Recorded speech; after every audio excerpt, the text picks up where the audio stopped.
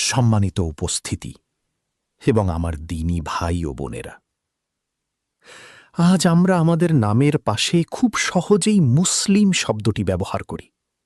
আমরা জন্মসূত্রে ইসলাম পেয়েছি। এর জন্য আমাদের না কোনো রক্ত ঝরাতে হয়েছে, না কোনো পাথর খেতে হয়েছে, না উত্তপ্ত মরুভূমির বালুতে পিঠ ঠেকাতে হয়েছে। কিন্তু একবারও কি ভেবে দেখেছি যে কালিমা আজ আমাদের মুখে এত সহজে উচ্চারিত হয়, সেই কালিমার প্রতিটি অক্ষরের পেছনে লুকিয়ে আছে কত নবীর চোখের জল, কত সাহাবীর রক্ত আর কত শহীদের আত্মত্যাগ? শয়তানের ধোঁকায় পড়ে পশ্চিমা দুনিয়ার চাকচিক্য আর আধুনিকতার মিথ্যে অহংকারে আজ আমরা যে ইসলামকে সেঁকেলে মনে করে দূরে সরিয়ে দিচ্ছি।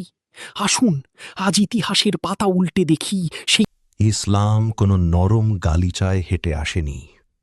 দিনের দাওয়াত দিতে গিয়ে হজরত জাকারিয়া আলাইহিস সালামকে করাত দিয়ে দ্বিখণ্ডিত করা হয়েছে। হজরত ইব্রাহিম আলাইহিস সালামকে আগুনের কুণ্ডলিতে ফেলা হয়েছে। আর আমাদের প্রিয় নবী, সর্বশ্রেষ্ঠ রাসূল মুহাম্মদ সাল্লাল্লাহু আলাইহি ওয়াসাল্লামের কথা ভাবুন, যিনি চাইলে উহুদ পাহাড়কে স্বর্ণে পরিণত করতে পারতেন। সেই নবীকে তায়েফের ময়দানে পাথরের আঘাতে রক্তাক্ত হতে হয়েছে। তার জুতো মোবারক রক্তে জমাট বেঁধে গিয়েছিল। শিয়াবে আবি তালিবের ৩ বছর বয়কটের সময় ক্ষুধার জ্বালায় গাছের পাতা চিবিয়ে খেতে হয়েছে। উহুদের ময়দানে তার পবিত্র দান মোবারক শহীদ হয়েছে। লোহার শিরস্ত্রাণ তার গণ্ডদেশে বিদ্ধ হয়েছে। কেন, কিসের জন্য তিনি এত কষ্ট সহ্য করেছেন? তার তো জান্নাত নিশ্চিত ছিল। তিনি কেঁদেছেন শুধু আপনার আর আমার জন্য, তার উম্মতের জন্য, যাতে 1000 বছর পর জন্ম নেওয়া উম্মতগুলো জাহান্নামের আগুন থেকে বেঁচে যায়। আর আজ আমরা সেই নবীর সুন্নতকে তাচ্ছিল্য করি। যে ইসলাম আমরা উত্তরাধিকার সূত্রে পেয়েছি, তার জন্য সাহাবীদের কি মূল্য চোকাতে হয়েছে শুনুন। হজরত বিলাল মক্কার উত্তপ্ত বালুর ওপর তাকে শুইয়ে দিয়ে বুকের ওপর ভারী পাথর চাপা দেওয়া হয়েছিল। চামড়া পুড়ে ঝলসে যাচ্ছিল, কিন্তু তার ঠোঁট থেকে একটাই শব্দ বের হচ্ছিল, আহাদ আহাদ, আল্লাহ এক। হজরত সুমাইয়া, ইসলামের প্রথম শহীদ একজন নারী। আবু জাহেল তার গোপনাঙ্গে বর্ষাবিদ্ধ করে তাকে নির্মমভাবে হত্যা করেছিল, তবু তিনি ঈমান ছাড়েননি। হজরত খাব্বাব, জ্বলন্ত কয়লার উপর তাকে শুইয়ে দেওয়া হতো আর তার পিঠের চর্বি গলে গলে সেই আগুন নিভত। তারা জানতেন ইসলাম সত্য। তারা দুনিয়ার লোভকে পায়ের তলায় পিষে ফেলেছিলেন। আর আজ সামান্য কিছু টাকার লোভে, একটা প্রমোশনের আশায় কিংবা সমাজের তথাকথিত স্ট্যাটাস ধরে রাখতে আমরা অনায়াসে নামাজ ছেড়ে দিই, সুদ খাই, হারাম পথে চলি। যারা অর্ধ পৃথিবী শাসন করেছেন, সেই খুলাফায়ে রাশেদিনের বিদায়বেলা কেমন ছিল? তারা কেউ রাজপ্রাসাদের নরম বিছানায় মারা যাননি। হজরত ওমর রাদিয়াল্লাহু আনহু ফজর নামাজে ইমামতি করার সময় তাকে বিষাক্ত খঞ্জর দিয়ে আঘাত করা হয়, রক্তে ভেসে যায় মসজিদে নববীর মেহরাব।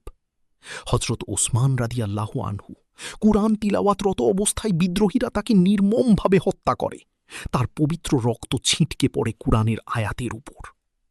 হজরত আলী রাদিয়াল্লাহু আনহু ফজরের নামাজের উদ্দেশ্যে বের হওয়ার সময় বিষাক্ত তরবারির আঘাতে তিনি শহীদ হন। তারা দিনের জন্য নিজেদের জীবন অকাতরে বিলিয়ে দিয়েছেন। আর আমরা আজ এসি রুমে বসে দামি মোবাইল হাতে নিয়ে ইসলামের বিধানগুলোকে কঠিন বলে অজুহাত দিই। ভাই ও বোনেরা, একটু নিজের অন্তরের দিকে তাকিয়ে দেখুন। শয়তান এবং তার উপাসকরা আজ আমাদের ধোঁকা দিয়ে বোকা বানাচ্ছে।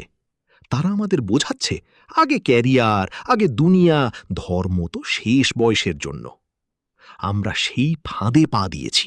আমরা ভুলে গেছি যে আমাদের পূর্বপুরুষরা ছিলেন সেই জাতি যারা মৃত্যুকে ভয় পেত না। মুসলিম চির রণবীর, মরণকে করে না ভয়। কিন্তু আজ আমরা মৃত্যুকে সবচেয়ে বেশি ভয় পাই, কারণ আমরা দুনিয়াকে আমাদের আসল বাড়ি বানিয়ে ফেলেছি। যে শহীদদের রক্তের ওপর দাঁড়িয়ে আজ আমরা নিজেদের মুসলিম দাবি করি, রোজ হাসরের মাঠে সেই শহীদরা যদি আমাদের কলার চেপে ধরে জিজ্ঞেস করেন, আমরা রক্ত দিয়ে যে দিনকে বাঁচিয়েছিলাম, তোমরা দুনিয়ার মোহে পড়ে সেই দিনকে কিভাবে বিক্রি করে দিলে, কি জবাব দেব আমরা?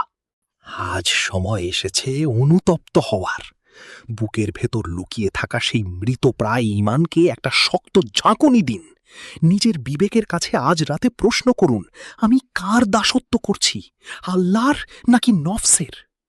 শয়তানের শেকল ভেঙে বেরিয়ে আসুন। যে কপাল আজ পর্যন্ত শুধু দুনিয়ার বসের সামনে ঝুঁকেছে, সেই কপালকে আজ রাতেই আল্লাহর দরবারে সেজদায় লুটিয়ে দিন। কেঁদে বলুন, হে আল্লাহ, আমি জন্মসূত্রে পাওয়া ইসলামের কদর করিনি, আমি শহীদদের রক্তের সাথে বেঈমানি করেছি, আমাকে ক্ষমা করো। দুনিয়ার মোহ, অহংকার আর মিথ্যে চাকচিক্য ছুঁড়ে ফেলে দিন। মনে রাখবেন, একজন প্রকৃত মুসলিম দুনিয়াতে বাঁচে মুসাফিরের মতো আর লড়াই করে বীরের মতো। ইসলামের বিধান মানতে কোনো লজ্জা নেই, বরং ইসলামকে ছেড়ে দেওয়ার মাঝেই রয়েছে দুনিয়া ও আখেরাতের চরম লাঞ্ছনা।